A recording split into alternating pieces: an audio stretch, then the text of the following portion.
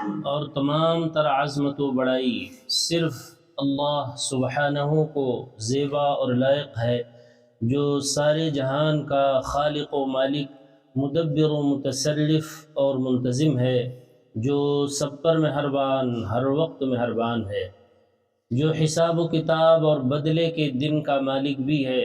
اے اللہ، آپ ہی کی ہم سب عبادت کرتے ہیں اور کرتے رہیں گے، اور آپ ہی سے ہم سب مدد مانگتے ہیں اور مانگتے رہیں گے۔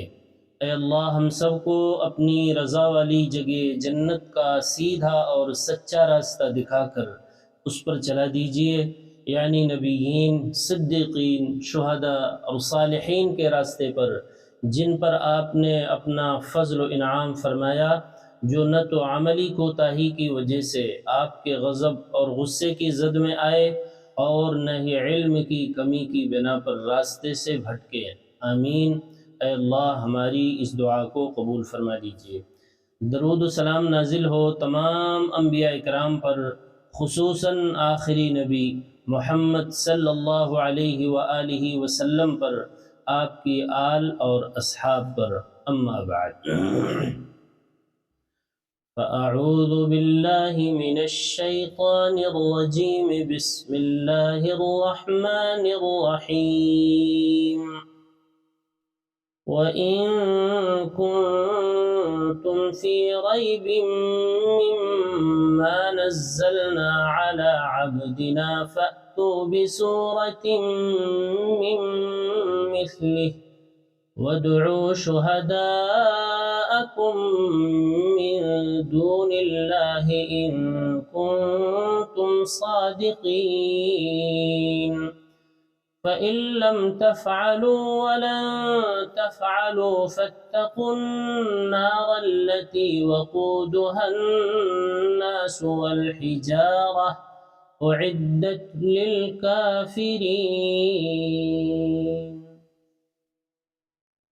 یہ سورہ نمبر 2 کی آیت نمبر 23 اور 24 ہے۔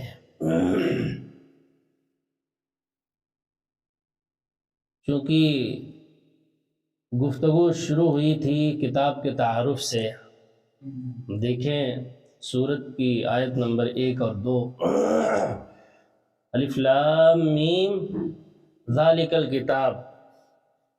جب ہم سورہ فاتحہ میں بار بار صراط مستقیم اللہ سے مانگتے ہیں، اہدنا الصراط المستقیم، اللہ ہمیں سیدھا سچا راستہ دکھا دیجیے، اللہ نے دعا قبول کر لی ہماری، اور فرمایا ذالک الکتاب، لو کتاب حاضر ہے صراط مستقیم کے لیے، کیسے تمہیں عبادت کرنا ہے، کیسے ہماری بندگی کرنا ہے، ہمارا کیا پروگرام ہے، اوامر کیا ہیں، نواہی کیا ہیں، وہ سب باتیں یہ کتاب میں ہم نے بیان کر دی۔ ہماری مرضیات کیا ہیں، نامرضیات کیا ہیں، کس سے ہم راضی ہوتے ہیں، کس سے ناراض ہوتے ہیں، تمام چیزوں کی تفصیل کے لیے ذالک الکتاب، یہ کتاب ہے،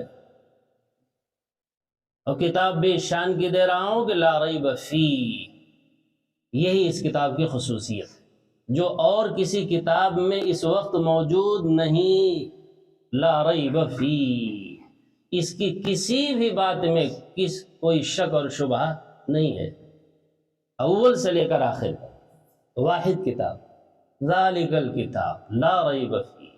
ہدایت مانگ رہے تھے، ہدن، لو ہدایت حاضر ہے،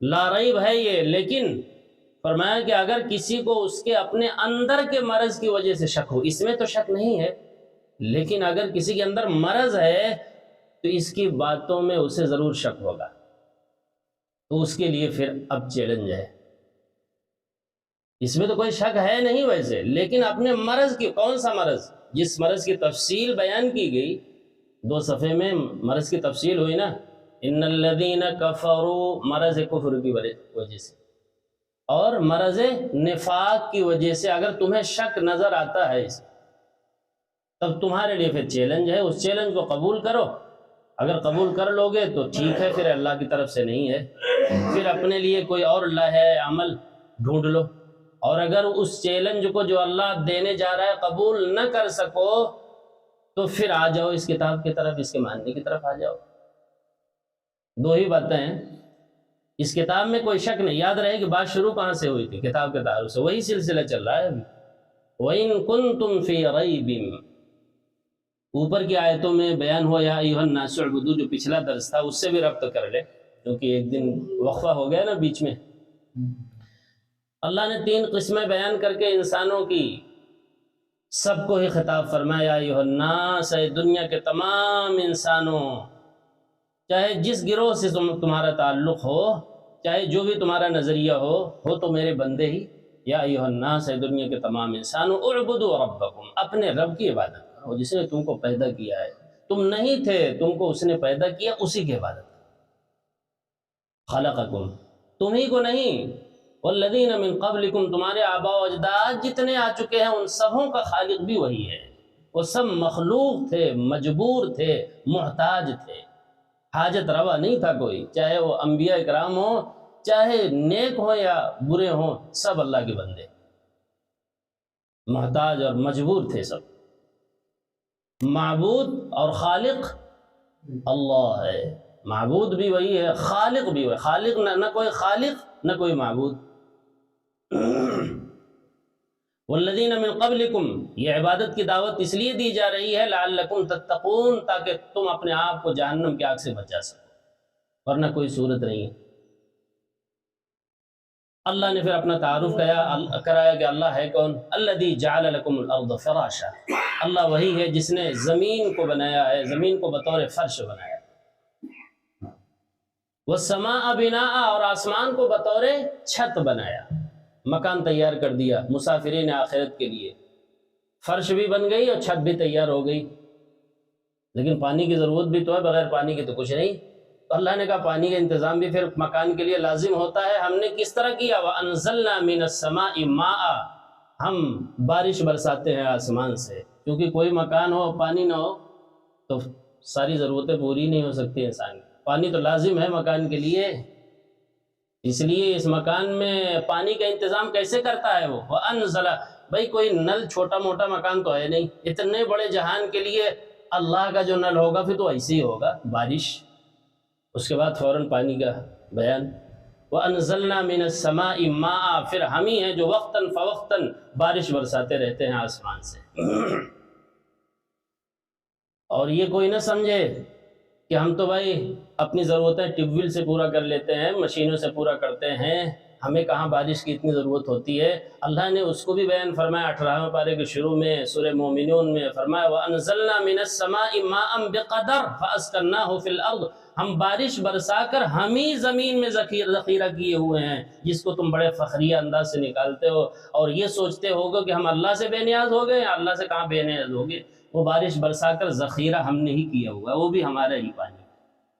قُلْ أَرَأَيْتُمْ إِنْ أَصْبَحَ مَاؤُكُمْ غَوْرًا، کیا خیال ہے کہ اگر ہم وہ اپنا پانی جو ہم نے ہی ذخیرہ کیا ہے، زمین کو سوختے کی طرح بنایا ہوا ہے، وہ اپنے اندر جذب کر لیتی ہے، اگر ہم اس پانی کو نیچے لے جائیں، جی تہ میں لے کے چلے جائیں، کوئی طاقت ہے جو نکال لائے اوپر کر دے، واٹر لیول اوپر آ جائے؟ نہیں، وہ ہمارا ہی ہے. یہ نہ سمجھنا کہ وہ بھی کسی اور کا ہے، وہ اس کے مالک بھی آگے. دریا، سمندر، جتنے بھی پانی ہیں سب ہم بارش برسا کر تمہاری ضرورت کے لیے ذخیرہ کیے ہوئے ہیں. کچھ زمین کے اوپر، نہروں میں، تالابوں میں اور سمندروں میں، اور کچھ زمین کے بالکل نیچے. وَفَأَسْكَنَّاهُ فِي الْأَرْضِ، آگے فرمایا وَإِنَّا عَلَىٰ ذَهَابٍ بِهِ لَقَادِرُونَ، اور ہم ان تمام پانیوں کے خشک کرنے پر بھی قادر ہیں. یہ بھی کلیئر کر دیا، پانی جو بھی ہے وہ سب ہمارا ہے، ہم اس کے خالق، ہمارا کنٹرول ہے اس پر. وَأَنزَلْنَا مِنَ السَّمَاءِ مَاءً، پھر اس بارش کے ذریعے سے، چاہے وہ نیچے جو ہم نے زمین میں رکھا ہے تم اپنی مشینوں سے جس کو نکالتے ہو اس کے ذریعے سے، فَأَخْرَجَ بِهِ مِنَ الثَّمَرَاتِ، ہر طرح کے پھل، فروٹ، غلجات، تمام کھانے پینے کی اشیاء، ضرورت کی چیزیں وہی نکالتا ہے. کسی کے اندر ایک دانہ نکالنے کی طاقت نہیں ہے. اللہ اکبر، ہے بھائی کسی کے اندر طاقت نکالنے ایک دانے کی؟ بس پوری کائنات کے انسان و جنات مل کر، عقل والے مل کر ایک دانے سے ہری کوپل نہیں نکال سکتے. یہ کام صرف اللہ کا ہے. فَأَخْرَجَ بِهِ مِنَ الثَّمَرَاتِ، کیوں نکالتا ہے؟ وہ کھاتا ہے؟ نہیں، رِزْقًا لَكُمْ، تمہارے کھانے کے لیے، تمہاری ضرورت پورا کرنے کے لیے. خود کے لیے نہیں، وہ تو پاک ہے ان چیزوں سے۔ وہ یطعم ولا یطعم، وہ سب کو کھلاتا ہے، خود کھانے سے پاک ہے، سبحان ہے۔ رزقا لکم، تمہارے لیے، تمہارے رزق کے لیے۔ فلا تجعلوا للہ اندادا، لہذا اے بندو تم اللہ کا شریک اور ند نہ ٹھہراؤ۔ ند کہتے ہیں مقابل کو، اللہ کا ند نہ بناؤ، شریک نہ بناؤ۔ عبادت میں بھی کسی کو شریک نہ کرو۔ دیکھ رہے ہو کہ کہیں کوئی شریک نہیں ہے، نہ بارش کے برسانے میں شریک ہے، نہ دانوں کو ہری کوپلیں دانوں سے نکالنے میں شریک ہے۔ کہیں شریک ہے کوئی؟ بارش برسانے میں کوئی شریک ہے؟ تو اللہ کے ساتھ عبادت میں کیوں شرک کرتے ہو؟ فلا تجعلوا للہ اندادا، لہذا عبادت میں بھی کسی کو شریک نہ کرو، خالص اللہ کے عبادت۔ وَأَنْتُمْ تَعْلَمُونَ، اور تم اچھی طرح جانتے ہو کہ جو کام اوپر گنائے گئے ہیں ان میں سے کوئی کام بھی اللہ کے سوا کوئی نہیں کر سکتا۔ نہ زمین بنایا ہے، نہ آسمان کسی نے بنایا ہے، نہ کوئی شریک تھا بناتے ہو، نہ بارش برسانے میں کوئی شریک ہے، نہ چیزوں کو اگانے میں کوئی شریک ہے، لہذا تم جانتے بوجھتے اللہ کا شریک عبادت میں بھی نہ بناؤ۔ یہ گفتگو کا حاصل تھا پرسوں کا۔ آج فرمایا کہ وہ کون سا نصاب ہوگا جس سے تم آخرت کو جانو گے، اللہ کو جانو گے، اللہ کی باتوں کو جانو گے، جی اللہ کے عبادت کے طریقے کو کہاں سے جانو گے؟ وہ یہ کتاب ہے۔ میں نے سورہ زمر کی شروع کی آیتیں پرسوں سنائی تھیں، اس میں اللہ تعالیٰ نے فرمایا اِنَّا أَنزَلْنَا إِلَيْكَ الْكِتَابَ بِالْحَقِّ، ہم نے اس کتاب برحق کو آپ کی طرف ہے پیغمبر محمد صلی اللہ علیہ وسلم نازل کیا ہے۔ کس لیے نازل کیا؟ فَعْبُدِ اللَّهَ مُخْلِصًا لَهُ الدِّينَ، تاکہ آپ مخلص ہو کر اسی کی عبادت کریں۔ تو یہ جو عبادت کی دعوت دی گئی ہے الناس اعبدوا، تو اس کا نصاب وہاں فوراً بتایا گیا ہے، یہاں تھوڑی تاخیر سے انداز بدلا ہوا ہے۔ یہ نصاب ہم نے اس لیے اتارا ہے تاکہ تم صحیح طریقے سے اس کی عبادت کر سکو۔ عبادت کا یہ نصاب ہے اللہ کی طرف سے، اس کے بغیر عبادت کا صحیح عبادت کا کوئی تصور نہیں۔ تو فرمایا وَإِن كُنتُمْ فِي رَيْبٍ، چونکہ بھائی جب تک انسان کو یقین نہ ہو تب تک اس عبادت کا کوئی فائدہ نہیں۔ عبادت جو کرنا ہے تو کیسے کرنا ہے؟ یقین کے ساتھ کرنا، شک کے ساتھ نہیں بلکہ یقین کے ساتھ۔ اسی کا نام ایمان بھی تو ہے۔ ایمان کسے کہتے ہیں؟ ایمان نام ہے یقین کا بھائی۔ یقین اگر نہیں ہے، شک ہے، تو ایمان ہے ہی نہیں۔ ایمان ہوتا ہے یقین سے۔ تو فرمائے جو کتاب نصاب دے رہا ہوں یقینی نصاب ہے، شک والا نصاب یہ نہیں ہے۔ اس میں کوئی بات ضعیف بھی ہے، کوئی من گھڑت بھی آ گئی ہے، کوئی قصے کہانی یوں ہی درج کر دیے گئے، نہ، یقینی چیزیں ہیں سب سے۔ کیونکہ عبادت کرنا ہے نا، عبادت یقین کے بغیر نہیں ہے، تو پہلے یقینی چیز آپ کے سامنے ہونا چاہیے، وہ یہ کتاب ہے۔ اور اگر کسی کو شک ہے وَإِن كُنتُمْ فِي رَيْبٍ، ریب کے معنی ہم سمجھ چکے ہیں، لا ریب فی، ریب معنی شک، لا ریب نہیں ہے شک، ریب اس میں شک ہے۔ اور اگر تمہیں شک لگتا ہے اس میں، فی ریبن، تم شک میں ہو، اس میں تو نہیں ہے شک، لیکن تم اپنے مرض کی وجہ سے شک میں ہو۔ مرض کیا؟ دو مرض ذکر کیے گئے تفصیل سے، مرض کفر اور مرض نفاق۔ اس نفاق کی وجہ سے بھی آدمی شک میں پڑتا ہے اس کتاب میں، اس کتاب کے تئیں مخلص نہیں ہے، اس لیے اسے اس کی باتیں اجنبی معلوم ہو رہی، شک ہے اس کو۔ اور اگر تم شک میں ہو کس کی طرف سے؟ مما نزلنا کی طرف سے، ان باتوں کی طرف سے جو ہم نے نازل کیا ہے، جو ہم نے کیا کیا ہے؟ ہم نے باقاعدہ جن باتوں کو بڑے اہتمام سے اتارا ہے جبریل فرشتے کے ذریعے، یعنی قرآن کی طرف سے، شک میں ہو اگر تو پھر کیا کرنا ہے؟ کس پر نازل کیا ہے؟ ابھی وہ بات بیچ میں ہے، جو ہم نے نازل کیا ہے علی عبدنا، اپنے بندے پر۔ ہم نے نازل کیا ہے کس پر بھائی؟ اپنے بندے پر۔ وہ بندے سے مراد کون ہے؟ محمد صلی اللہ علیہ وسلم۔ ایک جگہ اس کو واضح بھی کیا، محمد کہا بھی ہے ایک جگہ سورہ محمد کے شروع میں، سبحان اللہ۔ سورہ احقاف سورہ نمبر 46 ہے اور 47 نمبر سورت ہے سورہ محمد، پارہ 26 میں آتی ہے۔ شروع کی آیتوں میں فرمایا الذین کفروا وصدوا عن سبیل اللہ، وہ لوگ جنہوں نے کفر کی روش اختیار کی ہے دنیا کے اندر، اور اللہ کا جو راستہ ہے اس سے رکاوٹ بنتے ہیں، وہ روکتے ہیں لوگوں کو، چلنے نہیں دیتے اللہ کے راستے پر، یعنی قرآن پر۔ آگے قرآن کا بیان آ رہا ہے، وَصَدُّوا عَن سَبِيلِ اللَّهِ أَضَلَّ أَعْمَالَهُمْ، ایسے لوگوں کے سارے اعمال اکارت ہیں، سب بیکار ہو جائیں گے۔ آگے فرمائیں وَالَّذِينَ آمَنُوا وَعَمِلُوا الصَّالِحَاتِ وَآمَنُوا بِمَا نُزِّلَ عَلَى مُحَمَّدٍ، یہ عبدنا کی تفصیل ہے، وہاں بِمَا نَزَّلْنَا عَلَى عَبْدِنَا کے پورے وضاحت کے ساتھ تفصیل۔ جو لوگ ایمان لائے دنیا میں، ایمان کی روش اختیار کی، وَعَمِلُوا الصَّالِحَاتِ اچھے اعمال کیے، نمبر 3 وَآمَنُوا بِمَا نُزِّلَ عَلَى مُحَمَّدٍ، اور اس چیز پر ایمان لائے جو نازل کیا گیا محمد پر، وہاں صاف طور سے نام بھی آ گیا، عَلَى نُزِّلَ عَلَى محمد، دیکھ لے کوئی عدد نہیں، دیکھ سکتے ہیں تاکہ یقین آ جائے، دیکھنے سے بھائی یقین کیا ہوگا، بڑھ جائے گا، اس لیے تو نمبر بتائیے، آیت نمبر 2 ہے اور سورہ نمبر 47 ہے، پارہ 26 میں آتی ہے یہ سورت، سورہ محمد۔ وَآمَنُوا بِمَا نُزِّلَ عَلَى محمد، جو لوگ ایمان لائے اور اچھے اعمال کیے، اور بطور، حالانکہ جب کہہ دیا ایمان لائے تو ایمان لائے میں ساری باتیں آ گئی تھی بھائی، ایمان جب یہ کہا جاتا ہے ایمان لاؤ تو اللہ پر ایمان، رسولوں پر ایمان، کتابوں پر ایمان، آخرت پر ایمان، تمام جو ایمانیات ہیں سب آ گئی نا، لیکن بطور خاص اس کتاب کا ذکر الگ سے بھی کیا اس کی اہمیت کی وجہ سے۔ وَآمَنُوا بِمَا نُزِّلَ عَلَى محمد، اور ایمان لائے ان تمام باتوں پر جو نازل کی گئی ہیں محمد پر، وَهُوَ الْحَقُّ مِن رَبِّهِمْ، یہی برحق بھی ہے اللہ کی طرف سے۔ سبحان اللہ، یہ بہت عام بات ہے، اللہ کی طرف سے جو برحق چیز ہے وہ کون سی چیز ہے؟ وہ یہی ہے، اور کسی بات کو آپ اللہ کی طرف منسوب نہیں کر سکتے، اللہ کی طرف منسوب اس کی کتاب کو کریں گے۔ وَهُوَ الْحَقُّ، اور یہی برحق ہے، اس کا ترجمہ کیا ہوگا؟ یہی برحق ہے مِن رَبِّهِمْ، ان کے رب کی طرف سے، برحق یہی ہے۔ تو پھر کیا جزا دے گا اللہ، کیا بدلہ دے گا؟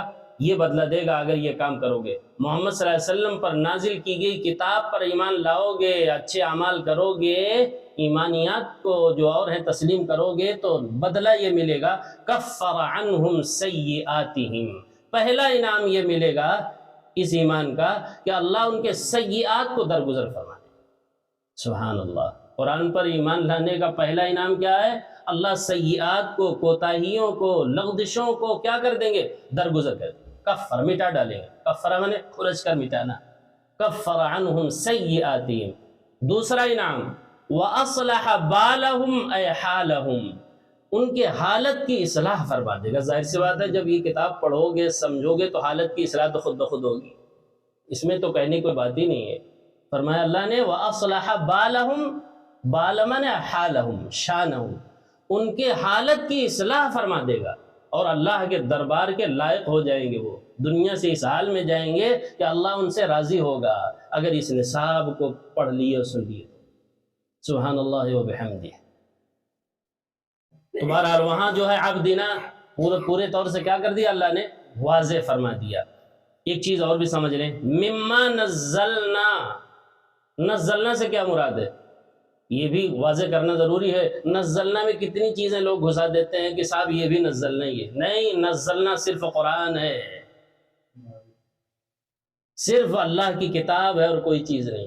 آگے آ رہا ہے فَأْتُوا بِسُورَةٍ، اور اگر تم اس کتاب کی طرف سے شک میں ہو جو ہم نے اپنے بندے محمد صلی اللہ علیہ وسلم پر اتارا ہے، تو فَأْتُوا بِسُورَةٍ مِّن مِثْلِهِ، تو اسی کے مثل تم بھی ایک صورت لے آؤ، بس زیادہ نہیں۔ کیا کہتے تھے وہ؟ کافروں کا کہنا یہ تھا کہ یہ جو قرآن ہے نا، یہ محمد صلی اللہ علیہ وسلم گھڑتے ہیں، کیا کرتے ہیں؟ اس کو بناتے ہیں رات میں۔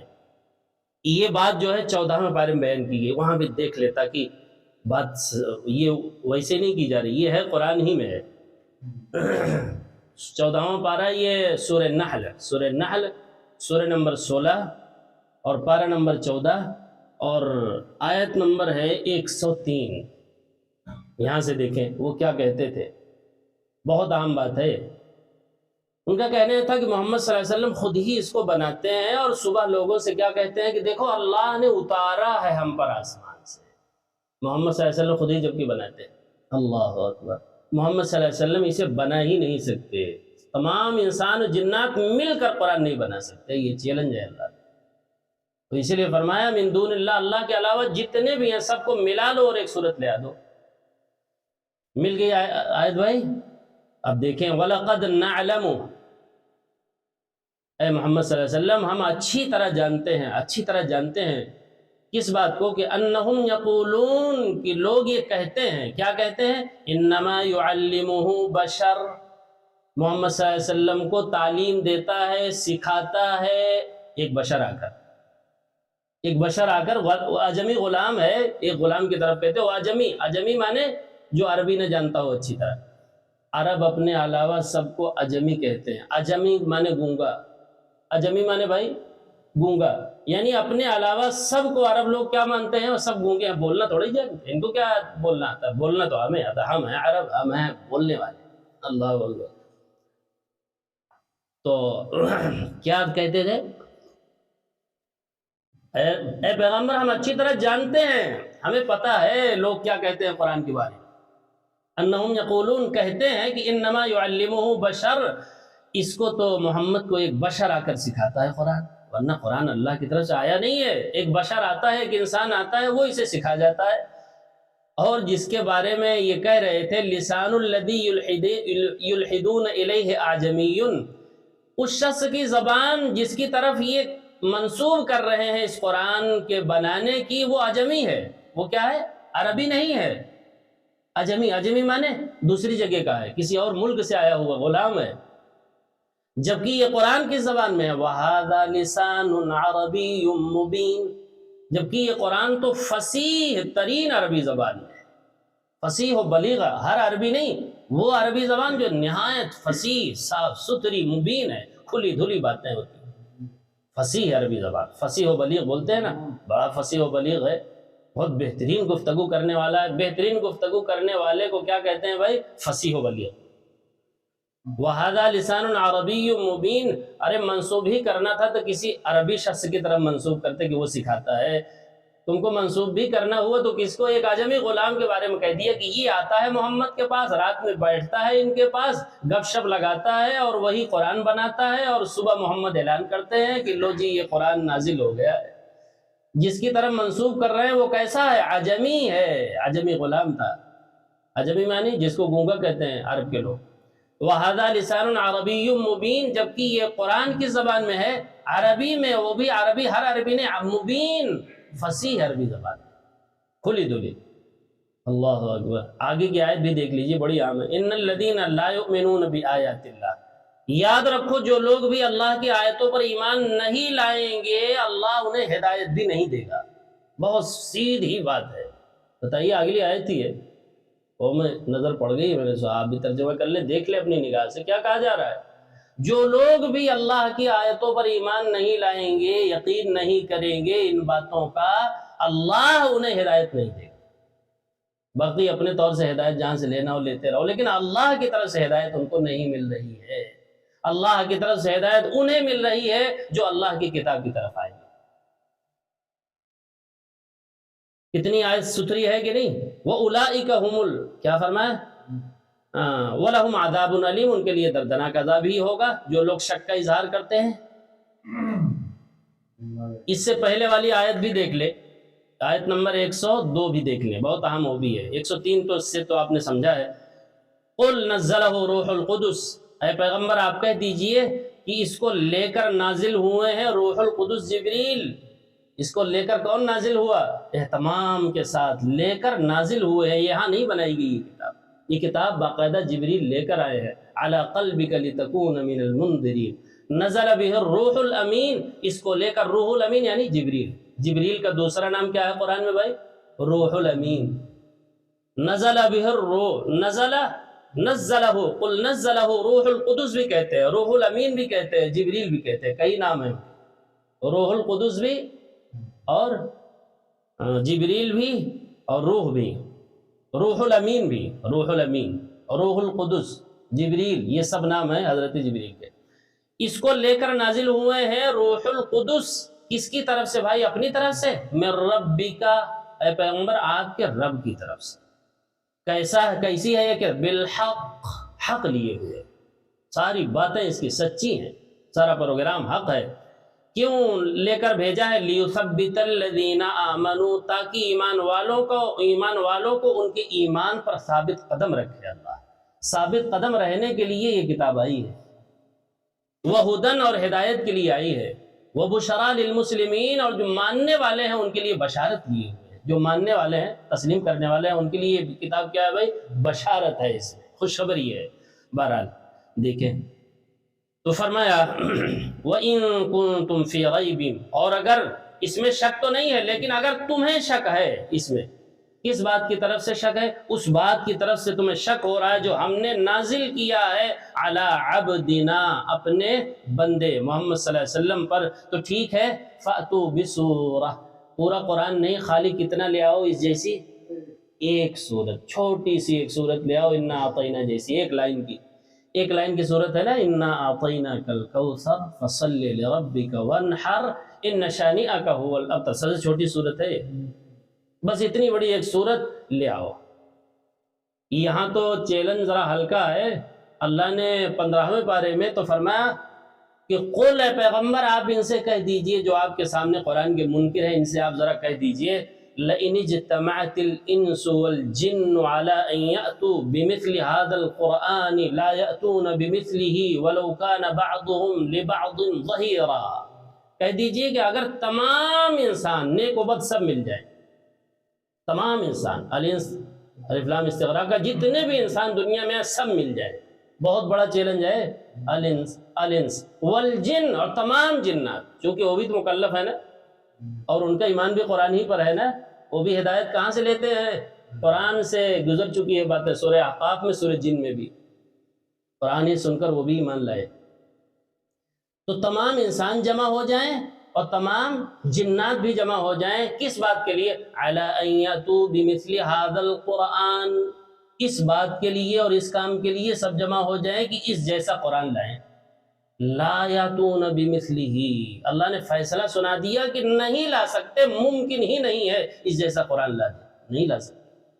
وَلَوْ كَانَ بَعْضُهُمْ لِبَعْضٍ ظَهِيرًا، اگرچہ ایک دوسرے کے مددگار ہی کیوں نہ ہو جائیں، مدد کرے کہ چلو بھائی مل کر بنا لاتے ہیں ایک صورت، کون سی مشکل ہے، چلو سب مل کر بنائیں گے، بڑے فصیح و بلیغ لوگ ہیں دنیا میں، سب جمع ہو جائیں، سارے عقل مند، نہیں بنا سکتے۔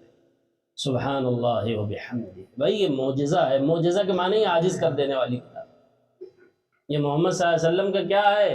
معجزہ ہے۔ جیسے موسیٰ علیہ السلام کا معجزہ کیا تھا؟ عصا، سارے مقابلہ کے لیے بلا لیے نا جادوگروں کو، وہ تو معجزہ تھا، اس کا مقابلہ کیسے کر سکتے ہیں؟ سارے جادوگر شکست کھا گئے، عاجز آ گئے، اور سب نتیجتاً ایمان لائے۔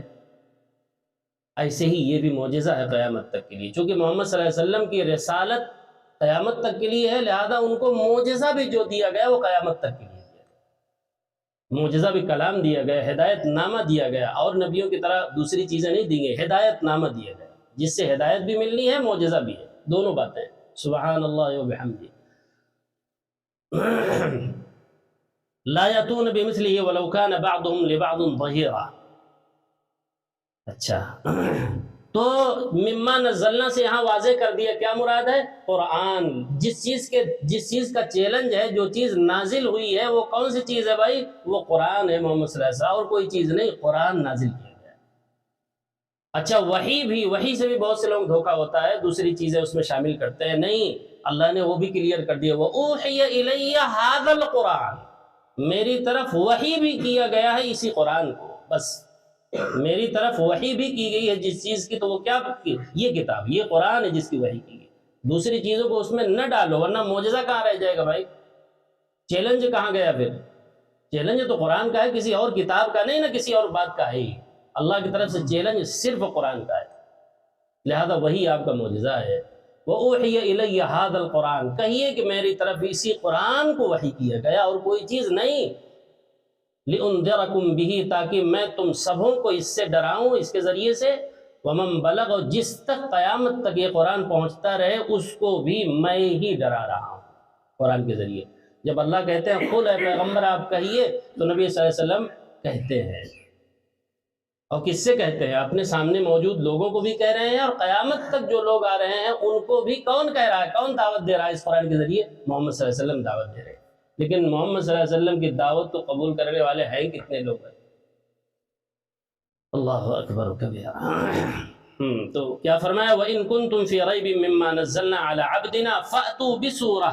اچھا، ایک جگہ چیلنج جو ہے 10 سورت کا بھی ہے۔ پورے قرآن کا تو میں نے سنا دیا 15ویں پارے کی آیت، 10 سورت کا بھی ہے، اور یہ سب سے کم درجے کا چیلنج ہے ایک سورت کا۔ وہ پارہ 12 میں ہے، پارہ 12 میں کہ شروع میں وہاں اللہ نے 10 سورت کا چیلنج کیا۔ ام یقولون افتراہ، اے پیغمبر کیا یہ لوگ یہ کہہ رہے ہیں کہ آپ نے اسے گھڑ لیا، یہ کہہ رہے ہیں، یہ الزام لگا رہے ہیں۔ ام یقولون افتراہ، ٹھیک ہے، قل فاتوا بعشر سور من مثلہ، اور اگر آپ گھڑ سکتے ہیں جبکہ آپ امی ہیں، پڑھے لکھے نہیں ہیں، یہ لوگ تو بہت پڑھے لکھے لوگ ہیں۔ جو اور لوگ تھے عرب میں وہ سب بڑے پڑھے لکھے لوگ تھے نا، محمد صلی اللہ علیہ وسلم تو پڑھے لکھے تھے نہیں، کسی سے پڑھنا لکھنا آپ نے سیکھا نہیں، اللہ نے آپ پر ڈائریکٹ قرآن اتارا۔ اور آپ کا پڑھا لکھا نہ ہونا یہ آپ کے اندر عیب نہیں ہے، یہ اللہ نے آپ کو رکھا ہی اس لیے کہ کل کو کوئی یہ نہ کہے یہ پڑھے لکھے انسان تو تھے ہی، اس طرح قرآن بنانا کوئی بعید نہیں ہے۔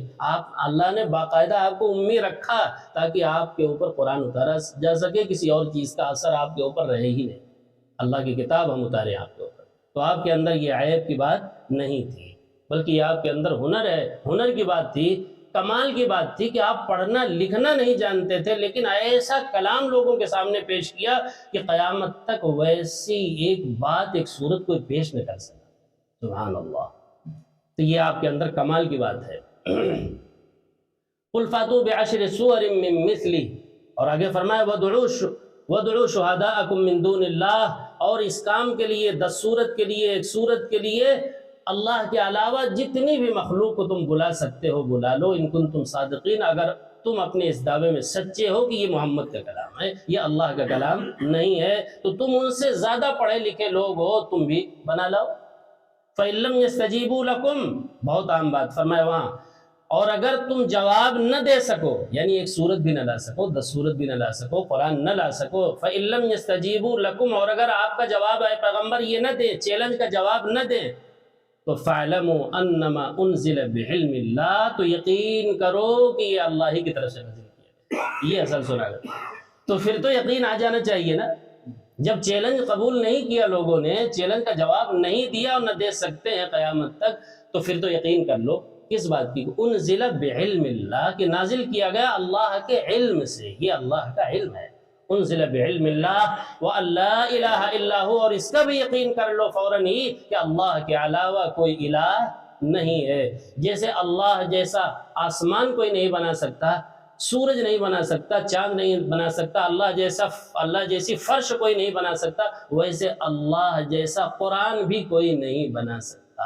بھائی جو چیزیں اوپر بیان کی گئی ہیں، زمین کے بیان ہوا نا، زمین کو اللہ نے بنایا، کوئی اور نہیں بنا سکتا، آسمان کو بنایا جو اور کوئی نہیں بنا سکتا، تمام چیزوں کو اگایا جو اور کوئی نہیں اگا سکتا، آسمان سے اللہ نے بارش برسایا جو کوئی اور نہیں کر سکتا، فوراً ہی قرآن کا بیان شروع کر دیا کہ یہ قرآن بھی جیسے یہ چیزیں کوئی اور نہیں کر سکتا، ویسے اس قرآن کو بھی اللہ کے علاوہ کوئی بنا نہیں سکتا۔ وما كان هذا القرآن ان يفترى من دون اللہ، یہ قرآن ایسا نہیں ہے کہ اللہ کے علاوہ بھی کوئی گھڑ کر اس کو بنا دے گا، نہیں۔ اگلی گفتگو انشاءاللہ اسی پر ہم کل کریں گے، ابھی کئی آیتیں باقی ہیں اس سلسلے میں۔ اللہ تعالیٰ سے دعا ہے کہ قرآنی باتوں کو بری توجہ کے ساتھ، عظمت کے ساتھ، محبت کے ساتھ سننے کی، سمجھنے کی، اور پھر اس پر اخلاص کے ساتھ عمل کرنے کی توفیق عطا فرمائے۔ جب تک زندہ رکھے صحیح ایمان، صحیح اسلام پر زندہ رکھے، جب موت آئے تو صحیح ایمان، صحیح اسلام پر موت آئے۔ سبحانک اللہم وبحمدک اشہد ان لا الہ الا انت استغفرک واتوب الیک۔